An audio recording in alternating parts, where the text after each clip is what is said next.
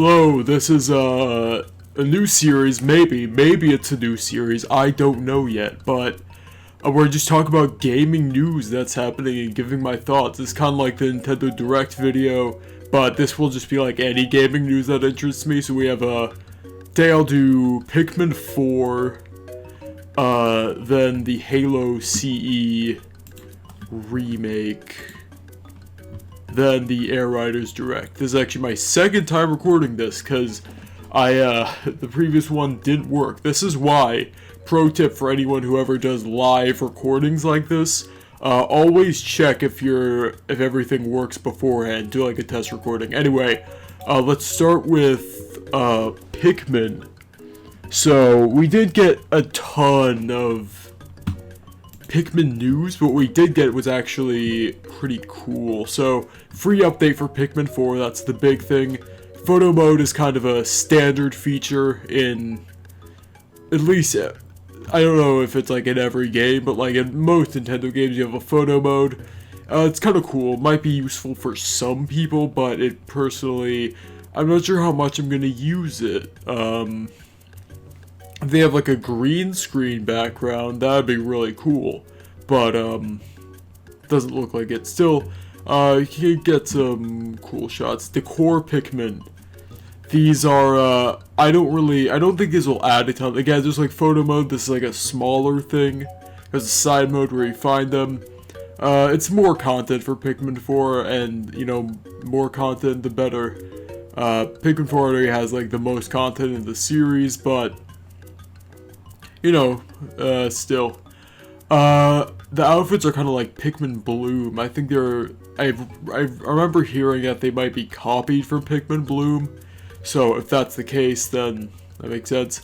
Again, really small thing. I don't think it's going to add much. However, it's connected to Pikmin Bloom. But I think the thing I'm excited about is difficulty options. They added an easy mode, which is basically for the photo mode. I don't know why you would need Pikmin 4 to be easier, but at the same time, I don't know why you would need Pikmin 3 to be easier. Yeah, it does a good job making it easier. Okay, Nintendo has this thing of trying to make Pikmin overly easy. Like, they think, oh, it's a small series, we need to make it really approachable, when in reality, it doesn't need that. Like, there are tons of, like, games that are, like, new that are like decently, or maybe not even challenging. Like, I'm not expecting Pikmin 2, but like at least something like an in-between between Pikmin 1, Pikmin 3, something like that. Or Pikmin 1, maybe a little easier. Yeah, I don't know why they're so allergic to that, but if they can actually make the game harder, that would mean it is the best Pikmin game, because it's already my favorite. But the thing with Pikmin is that any order of rankings is completely valid. Like, in terms of what your Pikmin ranking is completely down to personal preference. But I'd say if they don't fuck up with 60 Pikmin limit, and they actually make it like at least Pikmin 1 level, then it's just gonna be the best Pikmin game. Because that's its main issue, is that I think it perfects the exploration and the collecting elements, but has by far the weakest combat. So if they're able to fix that, again, phenomenal. Some people were saying in some of these clips that, oh, you couldn't see auto lock, so maybe you'll be able to turn it off. I think in this clip specifically, it wasn't true, because in current Pikmin 4, auto lock doesn't activate there. But yeah, if they allow an option for auto lock disabling, that's cool. It's more options. I think most issues with most games could be, or just software in general, could be fixed by adding options. I don't know why companies don't do that. Yeah, like I said, I made in the Pikmin controls video, there's a big segment of that video is Pikmin 4, but basically it's a completely unnecessary mechanic. We already have normal lock-on, so I don't know why we need a second lock-on. But I mean, I feel like most people know this. It's a mild inconvenience. It's not like a game-ruining feature. It's just, besides one room, then it's the one room everyone shows whenever they say about how bad auto lock is. If that's allows us to disable that, that'd be cool. Pikmin Bloom also got some mobile app stuff. Oh yeah, this bullshit. I don't know why they made a fucking, I don't know, like Disney Junior trailer for Pikmin. And it's apparently just for marketing, so thankfully no humans in Pikmin, but I don't know why. This just kind of makes it look worse. But yeah. Next, Halo. If you don't like Halo, then you can skip to the Air Riders section. Because I know, I think I do have a Nintendo fan audience. But I'm very mixed on this. On one hand, the cutscenes look phenomenal. Like, this is insane. And it's like, the lighting, I think, is the thing that kind of shocked me. Or like, just the cutscene direction is insane. Infinite's cutscenes were kind of more of just people talking, but these look like action-packed. These look sick.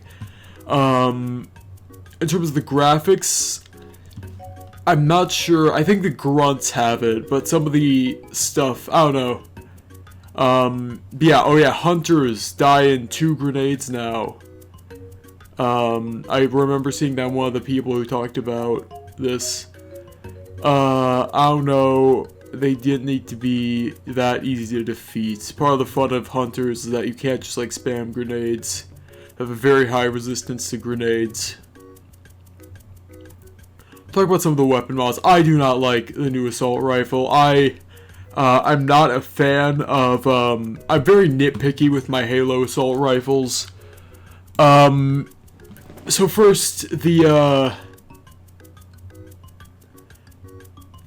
ammo counter is too small. Let's see if I can get more of the assault rifle. The ammo counter is too small. Let's pull up some Halo footage. Hale CE.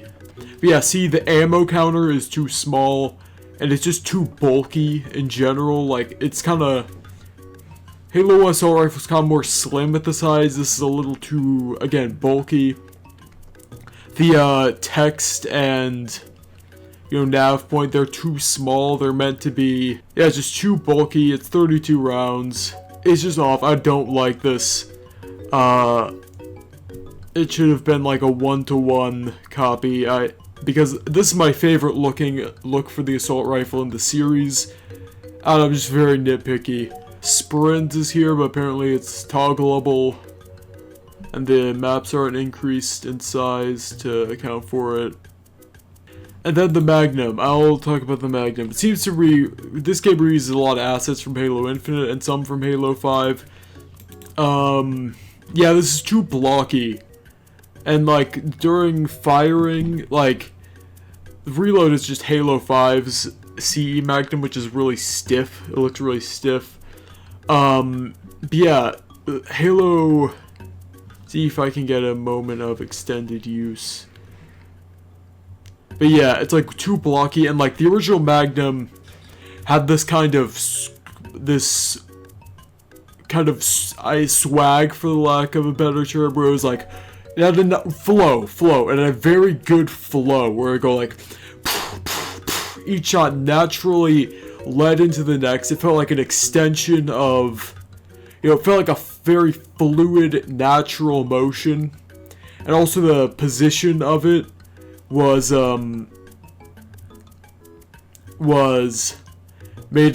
supported that it added to its kind of aura, and this is just kind of like a blocky Magnum. I don't know, it just doesn't look good. I'd even go as far to say Halo 1 Anniversary did a better job with its Magnum. See See why he had that kind of cool, confident flow. Maybe it's because they aren't continuously firing, but... No, we just had that cool confidence, not as much in the anniversary graphics, but maybe. It just felt... Like, see, the animations are so much better, too. It's like... They could have done it so much better. It just doesn't look very good. They also had infinite assets for plasma rifle, and also, like, that isn't really the plasma rifle. I kind of wish they'd have the same sounds. I think, if I remember correctly, the overcharge sound is the same. The Covenant are putting up a real fight. The cartographer must be here. Oh yeah, some of the voice lines.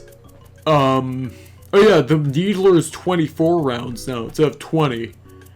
Weird. See infinite assets. My analysis indicates that Also, there are new voice lines, which I think will take some getting used to. I'm just so used to the Halo 1 voice lines that's like, I don't know, it's kind of weird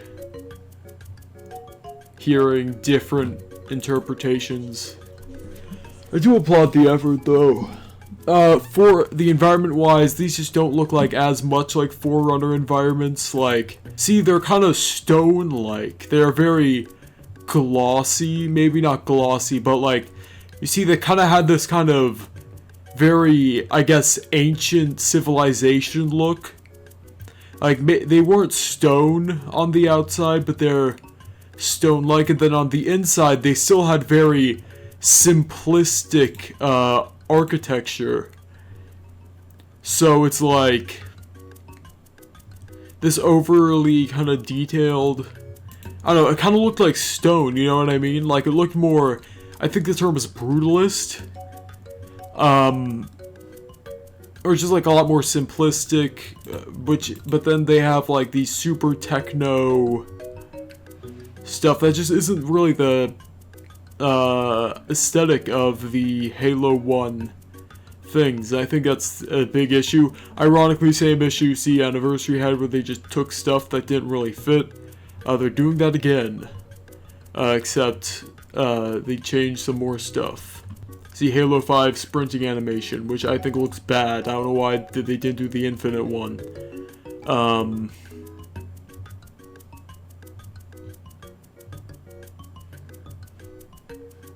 But yeah, if that was Halo 1, he would have splattered him, so they fixed that. So yeah, one of the few changes that they removed the trees here, so you can actually you drive up the thing. You can also hijack vehicles, which is cool. You see the enemies doing that. Oh yeah, I might as well talk about how it's going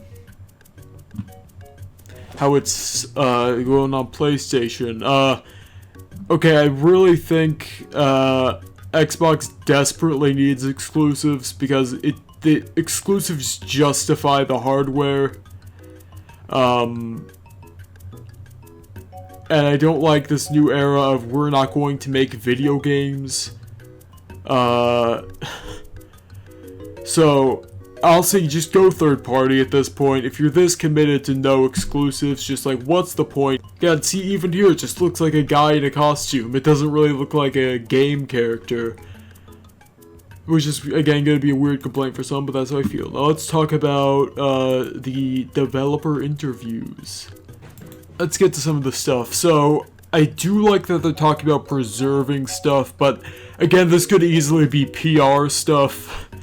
Because some of the stuff is not very faithful. One thing I heard was that they're apparently adding new weapons, which, yeah, fuel rod gun, energy sword, even though those very slightly step on the toes of, like, shotgun, or energy sword is kind of like, now there are two anti-flood weapons, but it's like, come on, those are already in the game, those are easy things you could get for a remake. But, like, apparently they're adding 9 new weapons in total, which I really, really don't like. Because, the cool thing about Halo 1 is that every weapon kind of had its own purpose. Like, there's a very specific and exclusive job or role each weapon filled, which I don't mind the later entries not having that, because, you know, more weapons, it makes sense. You gotta have enemy factions use more than 3 weapons. But, I don't know, if you're remaking Halo 1, adding 9 new weapons is kind of a lot. I could be wrong about that information, but I did hear that somewhere. They do have split screen, which is cool. Split screen Halo is really fun. Let's see. Oh yeah, they have skulls. I'm not... Well, I guess you don't even have to be a lasso guy. I could just use skulls on heroic. Why am I saying that like a fucking like I have some speech impediment? Heroic. Yeah, I usually play on heroic, so I don't really think I need, I don't know, skulls don't affect me too much, but, you know, I'm excited to see the YouTube videos that come out, and, also just cool for the people who are into skulls. More options is always a good thing. They're preserving the horror of the Flood, which I definitely appreciate. I do like Flood are a horror-based enemy, and they're bringing tank forms from Halo 3, which is gonna be cool. More variety, which will hopefully help on like the library and stuff. I'm very curious what they'll do with the library, because that level is kind of ass, and I think everyone kind of agrees on that. And then also the bonus missions, 3 bonus missions, that is very exciting. That's probably why I'm going to get the game, is for the bonus missions. So yeah, that's cool. They're prequels, which I do kind of like. They're not going to be like in the campaign, they're just prequel bonus missions, which I think is the right direction to go to not like harm pacing. So, yeah, those are my thoughts on the Halo thing. It's pre-release, they could fix a bunch of my issues. From what I've heard, it's like a year and a half away, which is, I think, enough time to fix a lot of the stuff, like the Elite being, like the Elite having the infinite assets. I think they could just change the assets for the Elites, or like the enemies, to be the Halo, more faithful to Halo 1, and it is, I'm cautiously optimistic. I think a lot of the parts look really rough. I think I think they can make a worthwhile experience. I think they can make a good experience, even if it's probably gonna have some flaws. Next is Kirby Air Riders. Yeah, I played a little bit of the original Air Ride recently, not too much. I should probably play more. So yeah, in terms of the stuff they revealed, Top Ride, it looks like Top Ride. It looks interesting. I don't really have too much else to say. A campaign is really exciting. Most racing games don't have a campaign, or like kart racers. By that I mean, you know, Mario Kart, that's basically the only one, but a campaign is going to be really cool. I know people really wanted a campaign in Mario Kart World, which in Mario Kart World's case, people say, oh, it should have had story mode. If they had infinite resources, yes, but I think it would, like, imagine if we got, like, 26 tracks and a story mode, like, that's worse. But yeah, it looks cool. The graphics are really nice. This is obviously pre-rendered, but yeah, looks cool. Okay, the issue with Air Rides so far is that the maps are too simplistic, because I think the core mechanics are really interesting and engaging. So if they just make more complex tracks, like, I think this game will be gold. It'll be an actual competitor in Mario Kart, because the issue with kart racers now is that they all try to copy Mario Kart, and it's like, okay, why would you play this game instead of Mario Kart unless you, like, wanted to be different? The answer is you wouldn't. So, There are reasons why this game is unique and special and why to play it instead of Mario Kart. There's the road trip mode. Road trips, you might think that's like a kind of boring name and like, oh, intermissions, but this seems like a pretty ridiculous road trip. And I mean that in the best way possible. It just gives you a ton of options, like time trials, obviously. You get like, it almost looks like one of those, okay, this is gonna sound mean, but like auto-run mobile games, where it's like, you run, oh, no, not auto-run, it looks like WarioWare. Nothing based on gameplay, but purely by the fact that there is a person running in between all the things. But yeah, it looks cool. It's kind of, I don't want to say roguelike-y, because we don't know if it's like permadeath or whatever, which it probably won't be. Yeah, it looks very interesting. This will definitely be a mode I'll try out. It's a new mode. It's a new core mode. It looks good. Some of the track design, I think a lot of it looks really compelling, like the cyberspace. I think specifically this will like, there's this one steampunk one that looks really cool. But yeah, this is the part where I was really concerned, because GSP is what, okay, ruined is a stretch, it's still a masterpiece, but one of the things that really hurt Ultimate was GSP, because it just made the online, it forces everyone to sweat so incredibly hard. So it's like, yeah, so it just forces you to sweat so incredibly, so it's just insanely unfun. Just everyone's sweating, no one's having a good time. It's the most discouraging system, most competitive system of all time.